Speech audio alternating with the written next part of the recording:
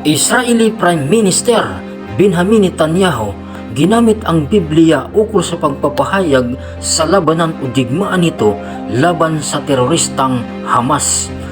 Sinabi ng Prime Minister na ito ang panahon ng digmaan at malaya ang bawat bansa na pumili ng kanilang kakampihan o papanigan kung sa teroristang Hamas ba o sa ipinaglalaban ng bansang Israel. Ladies and gentlemen, the Bible says that there is a time for peace and a time for war. This is a time for a war for our common future. Today we draw a line between the forces of civilization and the forces of barbarism. It is a time for everyone to decide where they stand.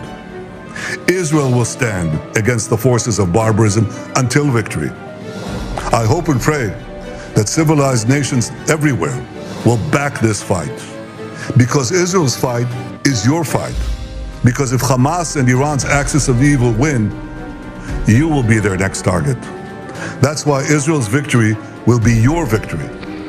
But make no mistake, regardless of who stands with Israel, Israel will fight until this battle is won, and Israel will prevail.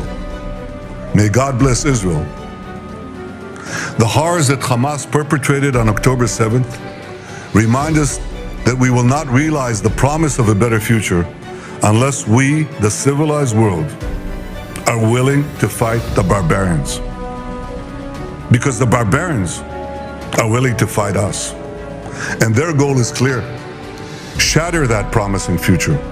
Destroy all that we cherish. And usher in a world of fear and darkness.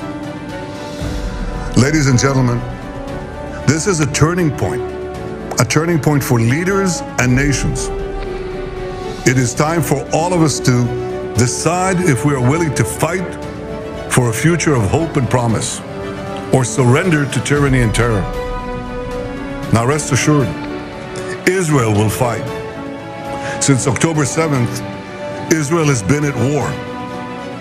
Israel did not start this war.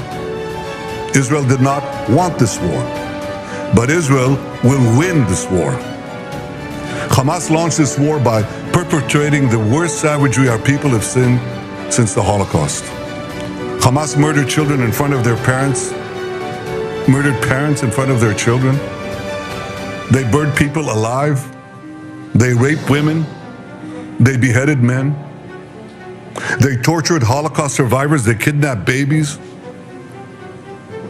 They committed the most horrific crimes imaginable. And they're part of the axis of evil that Iran has formed, an axis of terror that works by arming, training, and financing Hamas in Gaza, HEZBOLLAH in Lebanon, the HOUTHIS in Yemen, and other terror proxies throughout the Middle East and beyond the Middle East. In fighting Hamas and the Iranian axis of terror, Israel is fighting the enemies of civilization itself. Victory over these enemies begins with moral clarity. It begins with knowing the difference between good and evil, between right and wrong. It means making a moral distinction between the deliberate murder of the innocent and the unintentional casualties that accompany every legitimate war, even the most just war. It means holding Hamas responsible for the double war crime it commits every day by deliberately targeting Israeli civilians while deliberately using Palestinian civilians as human shields. It means making clear that the use of human shields is not only an immoral tactic of terror, but also an ineffective one. Because as long as Hamas's use of Palestinian human shields result in the international community blaming Israel, Hamas will continue to use it as a tool of terror, and so will others. Hamas will continue to use the basements in Gaza's hospitals as the command posts of its vast terror tunnel network. It will continue to use mosques as fortified military positions and weapon depots.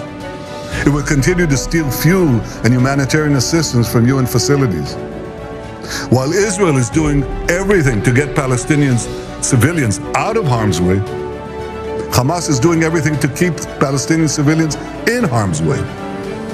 Israel urges Palestinian civilians to leave the areas of armed conflict, while Hamas prevents those civilians from leaving those areas at gunpoint. Hamas is also preventing foreign nationals from leaving Gaza altogether. And most despicably, Hamas is holding over 200 Israeli hostages, including 33 children, holding them, terrorizing them, keeping them as hostages. Every civilized nation should stand with Israel in demanding that these hostages be freed immediately and freed unconditionally.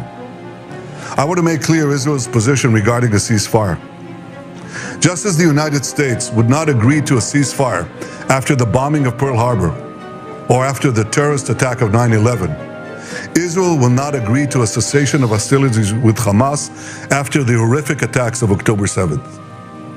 Calls for a ceasefire are calls for Israel to surrender to Hamas, to surrender to terrorism, to surrender to barbarism. That will not happen.